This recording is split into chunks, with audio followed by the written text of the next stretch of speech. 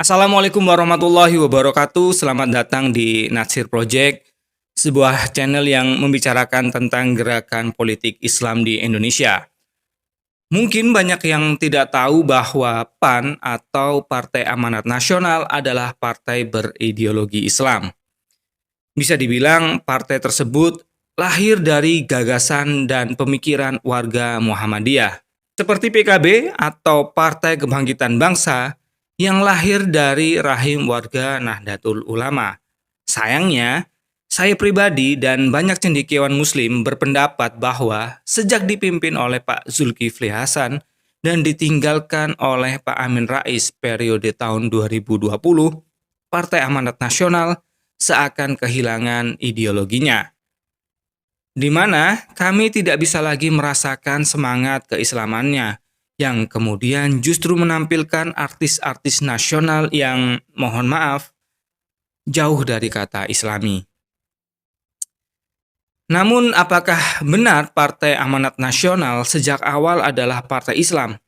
Atau sebenarnya mereka memang partai nasionalis yang sama sekali menghilangkan nilai-nilai religius mereka? Untuk itu kita akan coba mengulasnya. Berdiri pada tanggal 23 Agustus 1998, Partai Amanat Nasional yang didirikan oleh Pak Amin Rais awalnya adalah sebuah kelompok aktivis reformasi bernama MARA atau Majelis Amanat Rakyat. Kelompok ini juga turut terlibat dalam menggulingkan rezim Orde Baru yang dipimpin oleh Presiden Soeharto. Pembentukan partai berawal dari Tanwir Muhammadiyah di Semarang, Juli 1998, di mana mayoritas dihadiri oleh pimpinan Muhammadiyah baik dari tingkat pusat maupun daerah. Meski secara organisasi, Muhammadiyah secara resmi mengatakan bahwa mereka sama sekali tidak ikut campur dalam mendirikan partai apapun. Pak Amin Rais yang saat itu menjabat sebagai Ketua Umum Muhammadiyah secara pribadi bersama MARA kemudian mempersiapkan partai politiknya. Awalnya partai itu akan diberi nama Partai Amanat Bangsa atau PAB. Namun berjalannya waktu, nama partai kemudian resmi menjadi Partai Amanat Nasional. 50 tokoh ternama termasuk Amin Rais, Gunawan Muhammad, Faisal Basri, Hatta Rajasa, hingga Rizal Ramli tercatat sebagai para pendiri partai. Dan ya lahir setelah Orde Baru, PAN kemudian memiliki semangat perubahan untuk menggantikan rezim yang otoriter. Dan selama pemilu pasca reformasi hingga hari ini, perolehan suara partai memang tergolong sebagai partai menengah.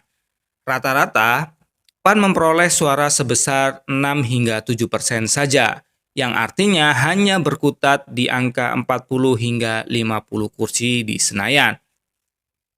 Peran Amin Rais di partai ini memang cukup kental, bahkan karena sosok Amin Rais, Partai Amanat Nasional dianggap sebagai partai Islam. Karena saat itu sebagian besar masyarakat memandang Amin Rais sebagai perwujudan Muhammadiyah.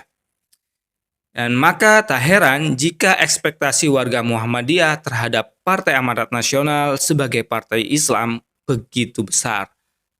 Namun, jika kita melihat rilis resminya, meski PAN berasaskan akhlak politik berlandaskan agama yang membawa rahmat sekalian alam, PAN seakan menolak label sebagai partai Islam. Dan PAN kemudian lebih memilih menjadi partai yang terbuka. Hal itu juga pernah diutarakan oleh Ketua Dewan Pimpinan Pusat, Bima Arya. Beliau menegaskan bahwa sejak awal berdirinya Partai Amanat Nasional adalah partai yang nasionalis. Tidak sedikit memang partai yang identik dengan keislamannya, dengan berjalannya waktu, kemudian justru ingin melepas label Islam itu sendiri. Karena tren suara muslim memang tidak besar. Contoh terbaru dan yang mungkin paling relevan adalah pemilu tahun ini. Anggaplah mayoritas pemilih muslim semuanya memilih Pak Anies Baswedan. Hasilnya adalah sekitar 25% saja. Artinya, porsi pemilih dengan target umat Islam memang tidak banyak. Jangankan PAN, PKS saja yang memang partai tarbiyah dalam pemilihan legislatif kemarin tidak jarang mengangkat calegnya dari tokoh non-muslim. Dan ya itu artinya identitas partai Islam pelan-pelan memang mulai ditinggalkan demi menarik pemilih yang tidak tersegmentasi langsung. Yang dimana mengusung jargon sebagai partai terbuka jauh lebih efektif ketimbang membranding partainya sebagai partai Islam. Dari data legislatif tahun ini misalnya, kita dapat memetakan kondisi pemilih muslim dibanding dengan segmen nasionalis terbuka. PKB dengan basis pemilih Islam tradisional sejauh ini masih memperoleh suara tertinggi di antara partai-partai Islam lainnya. Mereka berhasil memperoleh sekitar 10% suara. Sedangkan PKS dengan basis pemilih Islam modern dan sebagian kecil konservatif mendapatkan sekitar 8% suara.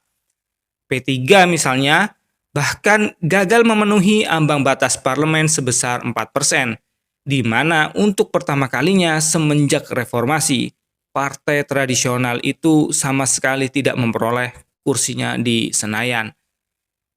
Selain itu ada Partai Umat besutan Pak Amin Rais yang hanya memperoleh 0,42% suara dan yang paling kecil Partai Bulan Bintang. Meski mendukung Prabowo, PBB tidak memperoleh suara yang signifikan. Suara mereka bahkan lebih kecil ketimbang partai baru seperti Partai Umat, yaitu hanya sekitar 0,3% suara. Dan coba bandingkan dengan partai-partai yang sejak awal menjadi partai nasionalis terbuka, semacam PDIP, Gerindra, maupun Golkar. Mereka mampu menarik perhatian pemilih yang jika ditotal mencapai sekitar 45% suara. Itu belum ditambah dengan perolehan suara dari Partai Demokrat yang nasionalis religius sebesar 7%, serta Partai Nasdem sebesar 9% suara. Artinya, ceruk pemilih nasionalis jauh lebih besar ketimbang ceruk pemilih muslim. Meski tidak sepenuhnya meninggalkan segmentasi muslim, namun tren partai Islam memang mulai ditinggalkan. Allahu a'lam bishawab. Baik, sepertinya itu aja video kali ini. Terima kasih sudah menonton. Wassalamualaikum warahmatullahi wabarakatuh.